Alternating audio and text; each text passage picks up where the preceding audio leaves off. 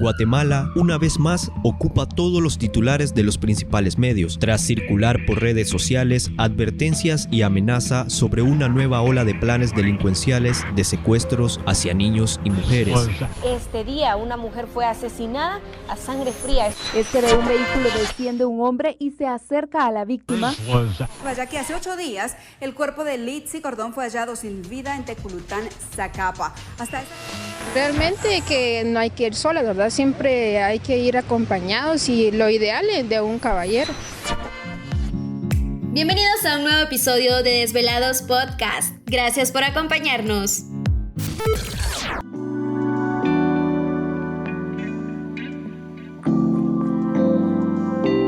¿Qué tal, amigos? Bienvenidos al cuarto episodio de Desvelados Podcast. Mi nombre es Alex Pérez, pero antes que nada, buenos días, buenas tardes y buenas noches. No sé a qué horas van a escuchar este podcast. Bienvenidos a este espacio que creamos con la idea de poder compartir nuestros pensamientos a través de lo que hemos vivido, a través de lo que vivimos en el diario vivir. Bueno, vamos a dar la bienvenida a nuestra compañera Ischel, que nos acompaña. Hola, ¿qué tal? Un gusto poder platicar con todos ustedes, poder volverles a saludar. Pues muy emocionada por lo que vamos a poder platicar en el podcast de hoy. Y pues hoy traemos una gran invitada que pues también nos va a compartir sus pensamientos, su sabiduría, sus experiencias y pues que seguramente tiene muchos datos e información muy importante en relación a lo que también estamos viviendo en este momento, ¿verdad? En relación a las mujeres, que bueno, que recordemos que no solo es también de platicar y quizá contarnos el cómo estamos, el cómo nos ha ido, lo que ha acontecido en nuestros días, sino también podernos informar, ¿verdad? Es uno de los principales pilares o no sé, motivos por los cuales se inició este podcast, ¿verdad? Y estos episodios, y pues la idea también es que entre todos podamos construirnos la enseñanza y pues por ahí también informarnos. Sí, correcto. Y es que últimamente en el país, más en los últimos 3 meses, se ha activado muchas alertas respecto al secuestro y violación de mujeres en nuestro medio. Y justamente hoy vamos a platicar del femicidio y secuestros de mujeres en Guatemala, pero antes que nada, Ischel nos va a presentar nuestra invitada especial en este episodio. Muy bien, para el episodio de hoy tenemos como invitada a Lenina García. Lenina es maestra de educación primaria y educadora popular, estudiante de lengua y literatura de la USAC, defensora de los derechos humanos y ex representante estudiantil de la Asociación de Estudiantes Universitarios Oliverio Castañeda de León, AEU. Lenina, bienvenida. Hola, mucho gusto en saludarles. Gracias por la invitación a ser parte de este programa. Para mí es un gusto compartir con ustedes y también socializar estas experiencias. Gracias. No, gracias a ti. Últimamente en medios de comunicaciones masivos, a veces la información se desvía y pues vamos a tratar la manera de compartir nuestro punto de vista y desde nuestras experiencias. Bueno, según publicado en Prensa Libre el 17 de octubre, según el portal del Observatorio de las Mujeres del Ministerio Público, hasta el momento, hasta el 21 de septiembre recién pasado, la alerta Isabela Claudina registraba un 82% de mujeres localizadas y 4 de ellas desaparecidas a diario en el país. Y eso solo es en la alerta Isabel Claudina. Y en la alerta Alba Kenneth es aún más la cantidad de mujeres secuestradas y desaparecidas en estos últimos días. Sí, yo creo que a todos nos está surgiendo demasiadas dudas en relación a lo que está pasando. Entonces, bueno, Lenina, no sé, quizá nos pudieras comentar a qué se debe lo que está pasando con las mujeres en la actualidad. O sea, ¿hay alguna respuesta para esto? Sí, bueno, yo primero quisiera mencionar que en Guatemala hemos vivido bajo un sistema patriarcal y machista desde siempre. Digamos que esta realidad ahora por los medios de comunicación y por todas las cifras que conocemos está saliendo a relucir con mayor fuerza pero la violencia contra las mujeres siempre ha existido, lamentablemente, y en los últimos años lo que ha ocurrido es que como los derechos de las mujeres también han cobrado más renombre y hay más mujeres hablando del tema, es que ahora sí se está como poniendo sobre la mesa la problemática, pero lamentablemente es una realidad que ha existido en Guatemala, y siento que este encrudecimiento de la violencia también responde a que a raíz de la pandemia también hubo un incremento de casos de violencia doméstica en los hogares, porque pues las mujeres se quedaban en la casa haciendo labores de cuidado y todo, pero también al estar en el mismo lugar de vivienda y al compartir, y además con la presión del estrés por la pandemia y todo lo que ocurre, se incrementaron también los casos de violencia en las casas, digamos, como violencia intrafamiliar.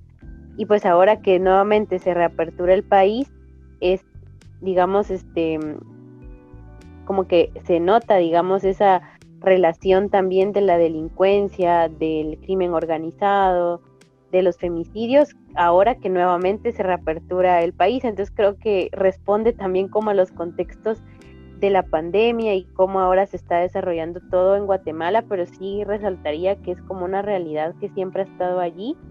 Y también que, digamos, siempre hablamos que cuando las mujeres empiezan a defender sus derechos públicamente o en movilizaciones o en acciones públicas, también hay una respuesta de ese sistema patriarcal que se niega a garantizar mejores condiciones de vida para las mujeres. Entonces, a raíz de estos asesinatos también han habido movilizaciones en diferentes departamentos, mujeres que están alzando la voz. Entonces, no es casualidad que también como que ante una reacción haya una respuesta de parte de ese sistema. Y otro análisis que he estado leyendo en estos días es que hay que analizar también con cuidado el actual panorama del gobierno de Alejandro Yamatei, que pues también tiene antecedentes de, digamos, de violentar los derechos humanos, las garantías de las personas, y también antecedentes de ejecuciones extrajudiciales. Entonces, no sería casualidad que también sea una especie de crear terror en la población, ahora que se está denunciando todo lo que está pasando en la pandemia, el desfalco que se ha hecho de los recursos para el manejo de la crisis. Entonces el Estado siempre busca, o estas estructuras criminales buscan una forma de que se siembre terror en la gente para que entonces también ya no prestemos atención a las otras problemáticas que están ocurriendo. Entonces, lamentablemente, esto es algo bien perverso, porque siempre se termina denigrando especialmente a las niñas, a los niños y a las mujeres, que son como este sector de la población cuyos derechos son más pisoteados por su condición, digamos, de género o su condición de vida, pero que sí es una realidad súper desigual, súper violenta. Pero esa es como un poco mi lectura, digamos, que la violencia contra las mujeres ha estado allí, y también en el actual gobierno genera como mucha zozobra, ¿verdad? Porque se están dando estos casos, y cuál será la intención también detrás del Estado de no quererse hacer cargo y promover ese miedo y ese terror en la población. Bueno, sí, creo que es como que importante esto, ¿verdad? Que decías, el poder aclarar que esto no es algo nuevo, no es algo que realmente, como decías, esté pasando ahora y que sea de algo, pues, poco conocido. O sea, creo que todos tenemos conocimiento de esto, pero de lo que decías a mí, pues, me llama mucho quizá la reflexión, tal vez, lo de la violencia doméstica, porque bueno, yo pienso que para las mujeres que por ahí nos hemos informado, tenemos el medio para enterarnos sobre todo de nuestros derechos, quizá es como que muy fácil reconocer cuando estamos siendo víctimas, tal vez, de violencia doméstica, pero no sé, posiblemente hay muchas mujeres que dentro de sus hogares y precisamente en este momento de la pandemia tuvieron que enfrentar esta violencia doméstica. Entonces, ¿cómo podría una mujer identificar cuando está viviendo violencia doméstica en un punto que quizá no es tolerable? Bueno, aunque la violencia en sí nunca debería ser tolerable, pero es triste porque la realidad es que sí hay mujeres que no saben reconocer esta violencia y que no saben identificar si a lo mejor es con su familia, con su pareja, con su esposo. Inclusive hay casos donde hay madres también que sufren esta violencia desde sus propios hijos. Entonces, ¿cómo podrían estas mujeres decir, bueno, no voy a permitir más de aquí? Sí, yo pienso que algunas señales de la violencia son todas aquellas acciones que no necesariamente son golpes o violencia física, sino que pueden ser palabras, expresiones, gestos que nos denigren y generen un sentimiento de humillación hacia nuestra parte, ¿verdad? Y que nos hagan sentir mal, que nos dañen psicológicamente, emocionalmente. Entonces es bien importante generar campañas de sensibilización a todo nivel, tanto con mujeres como con hombres, que la violencia es repudiable en cualesquiera que sean sus expresiones y que justo como tú decías, ¿verdad? La hemos normalizado porque vivimos en una cultura de violencia constante donde se cree que si alguien nos cela o si alguien hasta nos golpea es porque nosotras nos lo buscamos o porque esa es la manera de demostrar amor, y no es así, que el amor no debe doler y tampoco nos debe generar sentimientos de culpa, de frustración, de vergüenza hacia nosotras mismas. Entonces, una forma de identificarlo es eso, ¿verdad? Si nosotras nos estamos sintiendo mal, si esa relación de pareja o una relación familiar nos genera más estrés, más frustración y más miedo que alegría, que confianza, que amor. Entonces es saber cómo diferenciar esto, y que también las relaciones con otras personas tienen que ser desde el marco del respeto, que mi forma de vestir, mi forma de pensar no deben ser motivo de burla ni de acoso. Entonces son como algunas señales que yo mencionaría, y también que hay otras maneras de violencia un poco más sutiles que quizás no nos va a costar un poco más identificar. Por ejemplo, la violencia simbólica de los medios de comunicación hacia nuestros cuerpos. Por ejemplo, cuando los medios de comunicación amarillistas colocan titulares de que fueron crímenes pasionales o que las mujeres se lo buscaron, o sea, todo eso es violencia simbólica porque, digamos, pareciera que es normal, pero en el fondo detrás de ese titular hay una carga de violencia bien fuerte. O también cuando se nos culpabiliza a nosotras de que de plano andábamos con minifalda o que nuestra forma de vestir provocaron al agresor, eso también es violencia simbólica porque pues las mujeres tenemos la libertad de vestirnos como querramos, de ser como querramos sin que eso sea un motivo para ser violentadas. Entonces esos son algunos ejemplos que yo daría, y que definitivamente ante las situaciones de violencia lo importante es que las mujeres sepan que no están solas, que hay muchos grupos de mujeres o colectivas que están dispuestas a escucharlas y romper el silencio, porque a veces guardamos mucho temor para hablar. Tenemos miedo a que nos vayan a juzgar o que nos vayan a hacer algo, ¿verdad? Pero romper el silencio con personas de confianza es súper importante, y cuando son casos ya pues muy graves y nosotras también decidimos dar un paso más allá, la denuncia, ¿verdad? La denuncia ante los medios que corresponden para que se inicie la investigación. Y pues hay casos también donde a raíz de la denuncia se protege a las mujeres con medidas cautelares, aislándolas del agresor o dependiendo, ¿verdad?, qué tipo de violencia sea. Pero por ejemplo, en casos de violencia sexual hay toda una serie de procesos que se siguen para recopilar, digamos, las evidencias que haya y con eso accionar, ya sea pues buscando al agresor o empezando un proceso de juicio, porque estos tipos de casos son como más delicados, ¿verdad? Entonces hay toda una serie de procesos en el Ministerio Público que también pues no suelen ser los mejores, pero que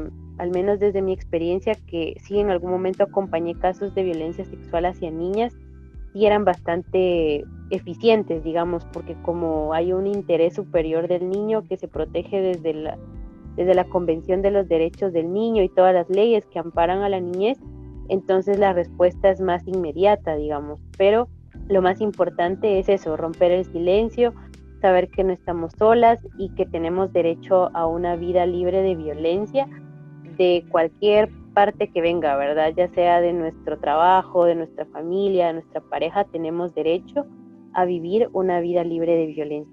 Sí, muy de acuerdo contigo. Y pues más en las mujeres que viven en áreas rurales, donde a veces cuesta llegar la voz, por ejemplo, del Ministerio Público o de algún medio para que ellas se informan. Entonces, esto se complica más quizá por la falta de información, puede ser, o por la falta de trabajo de autoridades en cada municipio, porque a veces en áreas rurales es mucho el acoso y también en los últimos días, al menos en el departamento de San Marcos, han habido muchos secuestros.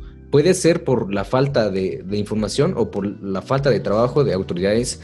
E incluso yo estaba analizando que en la mayoría de los municipios, a nivel de San Marcos, no sé cómo es en otros departamentos, que hay un comisionado que es encargado de la juventud y la niñez, y muchas veces no hay participación, o sea, no sé por qué está esa oficina, que todo, yo creo que las municipalidades se enfocan más en infraestructura, en cuestiones así.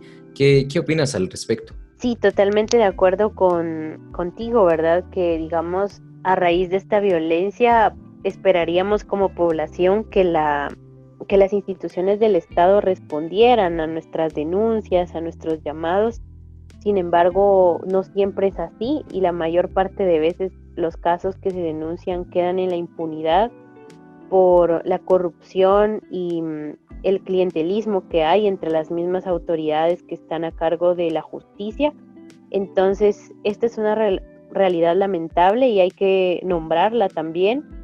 Y siento que es tarea también de la población encontrar esas maneras autónomas de cómo acuerpar a las mujeres y cómo promover una vida libre de violencia, porque definitivamente el Estado no siempre da una respuesta. Entonces es muy importante crear estas redes de apoyo entre mujeres, de creer en los testimonios de las mujeres cuando están denunciando y también apostarle mucho a estas campañas de sensibilización que les mencionaba, con familias, con madres, con padres, con niñez y juventud, porque de esta forma es como la gente se va empoderando de sus derechos y también exige a las autoridades que asuman su papel.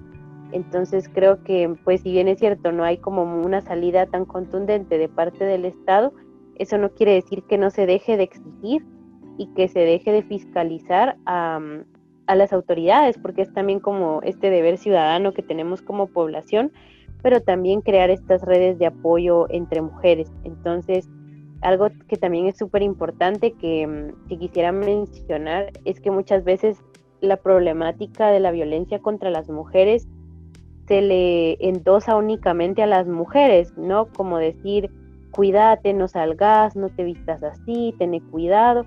¿Y qué pasa, digamos, también con la cuota de responsabilidad de los hombres, que en este caso son las personas que más agreden y que más están promoviendo esta violencia a todo nivel?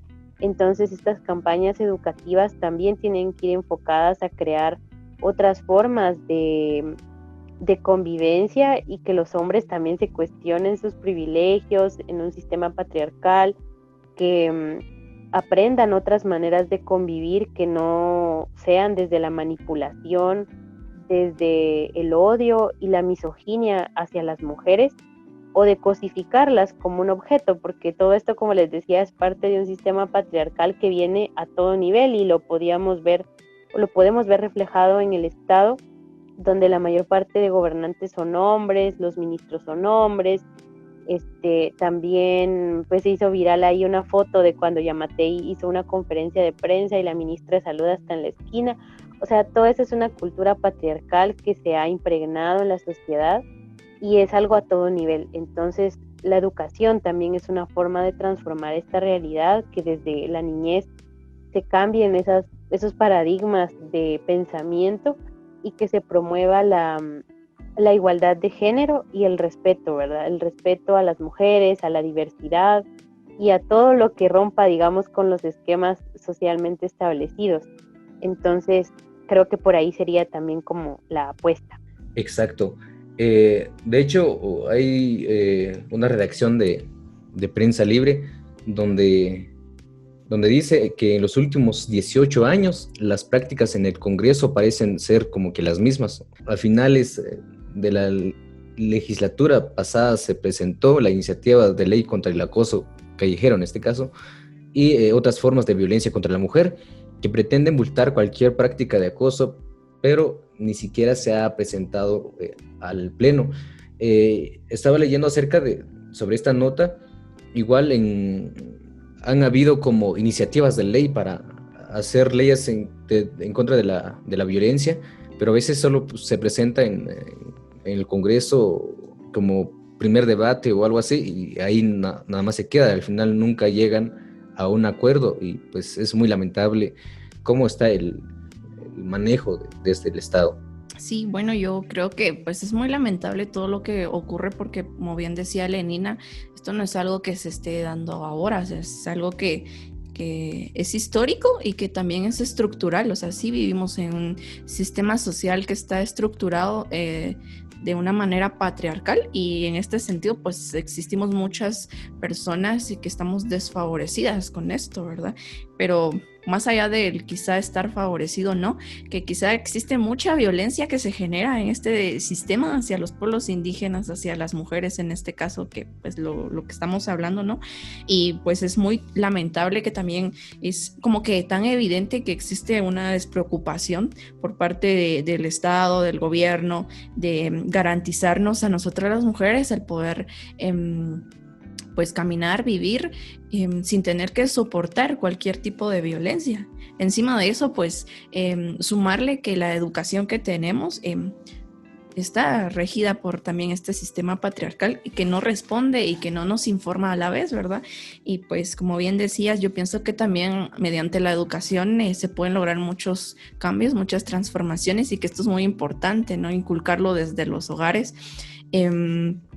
Y como decía también Alex, la realidad quizá de una mujer en la ciudad con una mujer del área rural es definitivamente algo muy diferente. Pues en el área rural se saben de muchos casos de mujeres que a lo mejor y sí saben que están viviendo violencia doméstica, pero no hacen nada. Está tan normalizado que pues existe un gran temor al poder denunciar, o existe como que un cargo de conciencia por el hecho de decir, sí, hoy sí voy a ir a denunciar. O sea, yo he conocido a bastantes mujeres que han ido a denunciar alguna violencia intrafamiliar por alcoholismo, por ejemplo, pero que luego ya de ver al hombre con tantas cuestiones o cargos legales encima, pues se arrepienten, se sienten mal y se sienten ellas las culpables de toda la situación, y pues van y levantan la denuncia, ¿verdad? Entonces es como que, no sé, es una situación tan común y a la vez tan profunda, porque pues darle como una solución creo que pues va a llevar tiempo, pero a la vez considero que como decías, es también muy importante tomar en cuenta que entre nosotras nos podemos cuidar, y que pues sí, esta sociedad no es únicamente el problema, no es únicamente problema de las mujeres, sino que estamos hablando de una sociedad que educa también, ¿verdad? O sea, y que también a la vez va a atacar. Entonces, que nosotras tomemos conciencia de esto y que busquemos la forma de cuidarnos entre nosotras es sumamente importante. Por ejemplo, hace unos días con unas amigas hablábamos precisamente de esto, y pues una decía, muchacha, yo les voy a enseñar unas técnicas por ahí para el día en que, o sea, no solo en este caso, en cualquier otro momento nos podamos defender de cualquier tipo de violencia y que podamos hacer uso de estas técnicas en defensa propia, ¿va? Entonces, pues por ahí nos empezó a surgir la inquietud de poder crear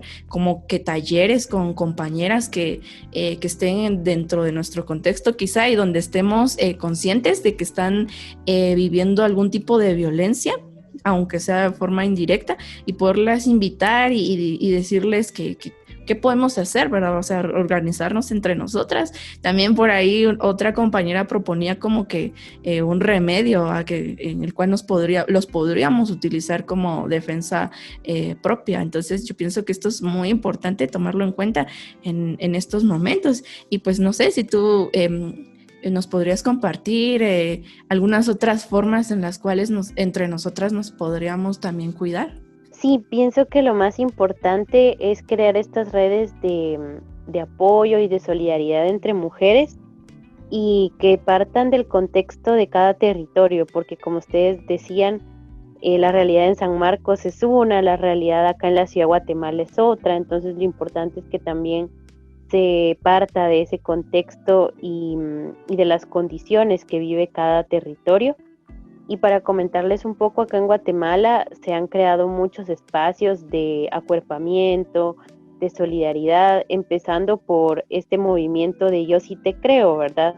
Que se ha convertido en una causa muy fuerte, donde hay mujeres que denuncian públicamente a sus agresores, por ejemplo, de acoso sexual o de violencia sexual, y surge todos estos ataques hacia ella. Entonces ese es un ejemplo que yo he podido ver muy notorio, que las mujeres estamos creando esas redes, primero de creerles a las mujeres en sus testimonios y también hacer estos actos de evidenciar a los agresores, porque también es una forma de prevenir y alertar a otras mujeres que quizás están rodeadas de estas personas. Entonces es un mensaje de decir ya no más, pero también de evidenciar públicamente, en este caso a los hombres que están ejerciendo violencia hacia las compañeras. Y también en relación a esto de los secuestros y todo lo que tú mencionabas, recuerdo que hace unos meses también en zona 1 y en zona 2 empezaron a darse casos de esta naturaleza acá en la ciudad, y las mujeres se organizaron desde el vecindario, ¿verdad? Empezaron como a organizarse en chats de WhatsApp, a hablar, digamos, de la importancia de denunciar si veían algún carro o de andar como en colectivo. Entonces son mecanismos que las mujeres hemos ido buscando, pero también hacer mucho énfasis en lo que mencionaba anteriormente, que pues esta realidad no hay que verla solo desde el plano de este efecto, sino ir a las causas estructurales y también pensar en cómo transformar el sistema educativo a todo nivel en el país, para que entonces no solo se les enseñe a las mujeres a cuidarse, sino a los hombres a no violar, a no golpear,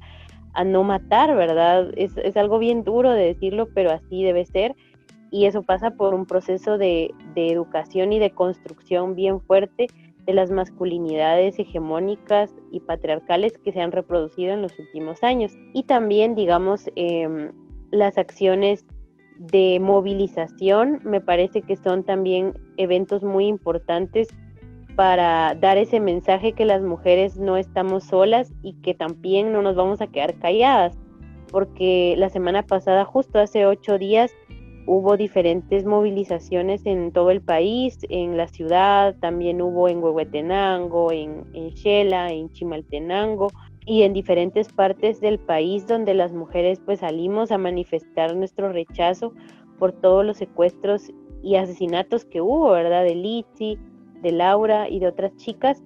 Entonces creo que también ahí en esos espacios donde nos apropiamos de la calle o del espacio público, ahí también vas generando esas redes de apoyo entre mujeres, porque lo que quiere el Estado es eso, que nosotras nos quedemos calladas, que nos quedemos encerradas en nuestras casas, porque salir es muy peligroso, ¿verdad? Es esto que te mencionaba o que les mencionaba de crear el terror en la sociedad, de crear paranoia también y esta psicosis de decir ya no salgamos porque nos va a pasar esto. Entonces esa es una táctica muy de la guerra, muy de la represión que lamentablemente los gobiernos de turno siguen reproduciendo y por eso la organización es bien importante. La organización para mantener la comunicación, para tomar las medidas preventivas obviamente, pero que eso no nos limite o que no nos drene la energía que tenemos para organizarnos, porque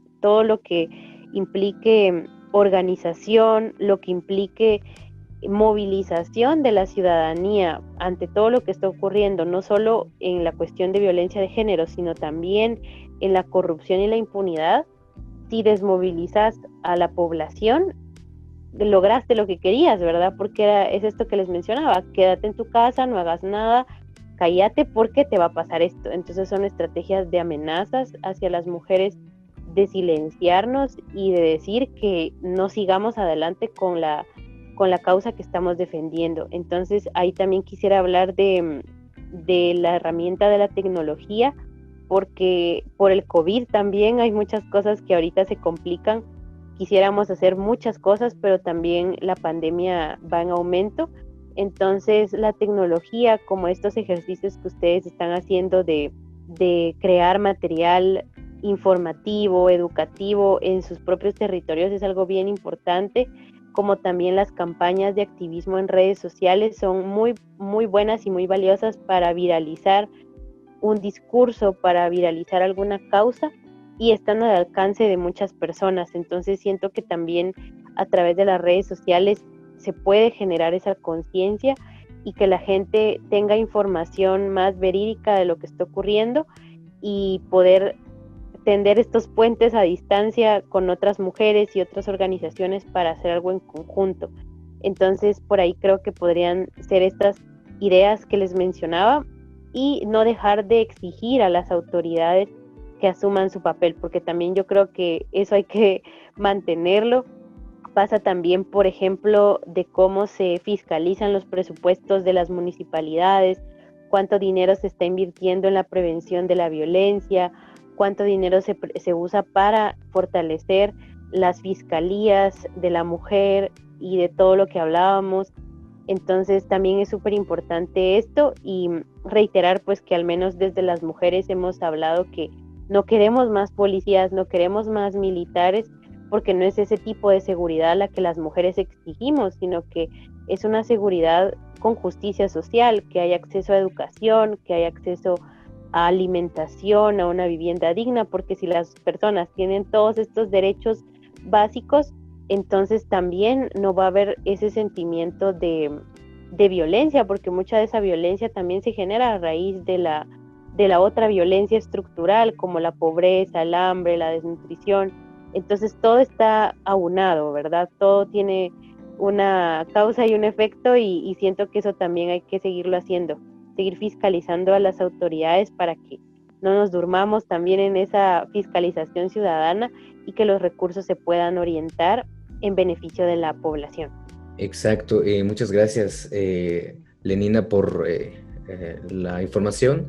Bueno, para ponerlos en contexto, en lo que va del 2020 se han presentado un aproximado entre 44.985 denuncias por violencia contra la mujer en el Ministerio Público. Bueno, gracias amigos por escucharnos, gracias por estar aquí con nosotros aún. Como invitada especial tenemos a Lenina García.